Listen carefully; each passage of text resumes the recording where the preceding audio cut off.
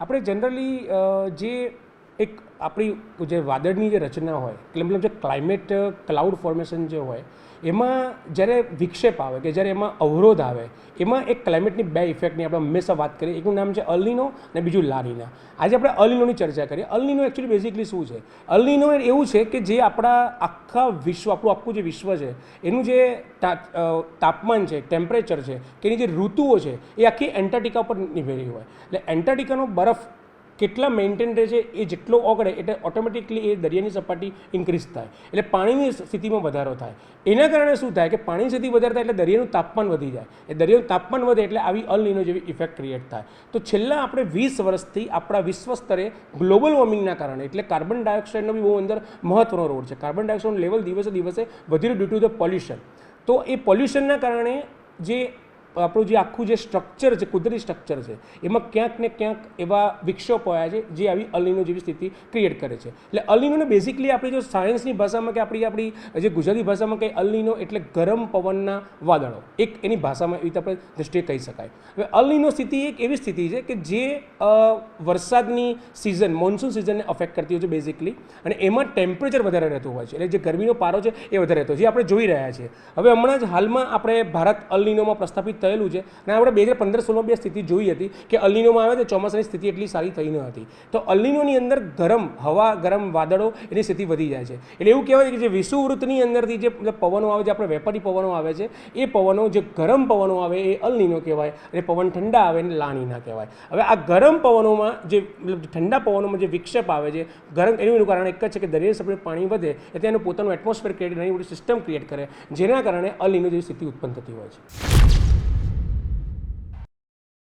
અલનીનોની અસર ડેફિનેટલી ભારત ઉપર આ વખતે વધારે રહેવાની છે. આ વખતે ભારત ઉપર સુપર અલનીનોની ઇફેક્ટ છે. એટલે મારા જેવા જેટલા બી હવામાન વૈજ્ઞાનિક છે ને જે સાયક્લોન પર બી કામ કરી રહ્યા છે એ લોકોને બધાને ખબર છે કે આ વર્ષે આપણે અલનીનોની અંદર આવવાના છીએ.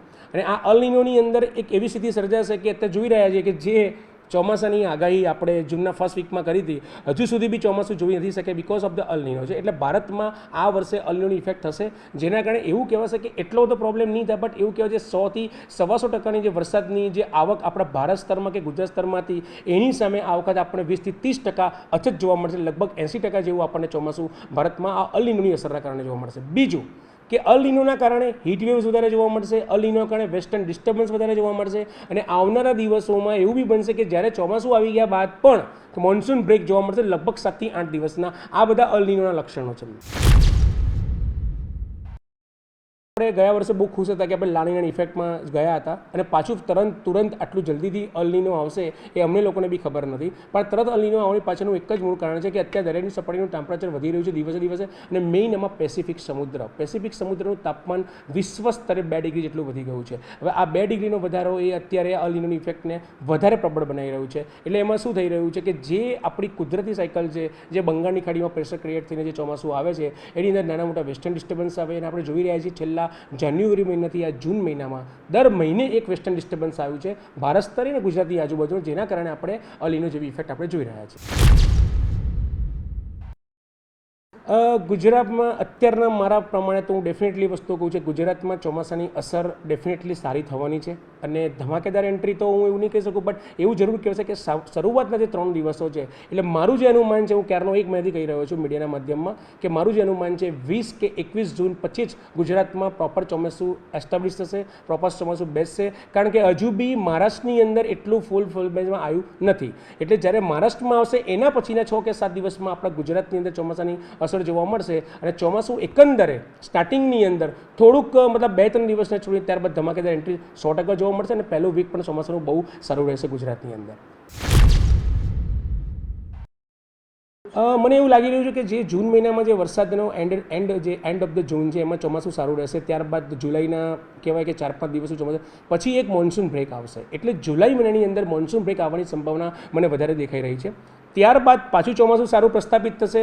પછી ત્યારબાદ ઓગસ્ટના મિડ ઓફ ધ ઓગસ્ટ 15 થી 21 ઓગસ્ટના સમયગાળામાં પાછું આપણને મોન્સૂન બ્રેક જોવા મળશે. હું એટલા માટે કહું છું કારણ કે અલનીનોમાં છીએ આપણે. એટલે તમને એવું થતું હશે કે 3 મહિના ચોમાસાની સિઝન છે તો એની અંદર આ મોન્સૂન બ્રેક એ શું છે? મોન્સૂન બ્રેક એ અલનીનોનું એક લક્ષણ છે. કારણ કે અલનીનો એક એટલા બધા જોરમાં એટલા બધા મોઇશ્ચર કન્ટેન્ટ સાથે આવતું હોય છે, એટલે 6 કે 7 દિવસમાં એનું છે ને સાર્વત્રિક વરસાદ પડી જતો હોય છે. એટલે મોન્સૂન બ્રેક જેવી સ્થિતિ પછી 6 કે 7 દિવસ જેવી ઉત્પન્ન થાય છે. એટલે એવું કહી શકાય કે ઓગસ્ટ મહિનામાં આપણને કદાચ થોડો ઘણો વિક્ષેપ વરસાદમાં જોવા મળે.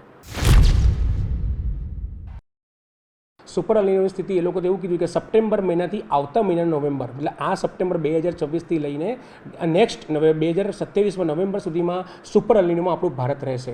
એ વસ્તુ તદ્દન સાચી છે. એમાં કોઈ જગ્યાએ કોઈ પણ પ્રકારનું એવું કહેવાય કે ખોટું નથી, કારણ કે સુપર અલ્નિનો આપણે અત્યારે આવી ગયા છે. કારણ કે એની અસર આપણે જોઈ રહ્યા છીએ કે તમે જુઓ આજે 12-13 જૂન સુધી આવી ગઈ છે, પણ આપણે ક્યાંય વરસાદના એંધાણ જોવા મળતા નથી.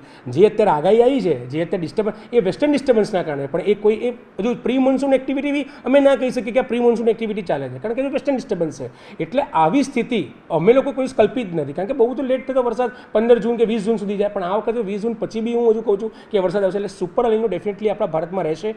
એનો સમયગાળો 1 વર્ષનો રહેશે. અને સુપર અલ્નિનોમાં એવું બની શકે છે વિભુબેન કે કોઈક એવા જિલ્લાઓ, કોઈક એવા રાજ્યોમાં વરસાદ ના પણ પડે, દુષ્કાળ જેવી સ્થિતિ ઉત્પન્ન થાય, અને અમુક એવા રાજ્યમાં અતિવૃષ્ટિ પણ સર્જાય. આ અલ્નિનોની બહુ મોટી ખાસિયત છે. એટલે સુપર અલ્નિનો ડેફિનેટલી છે અને રહેવાનું 1 વર્ષ સુધી, એમાં કોઈ શંકાને સ્થાન નથી.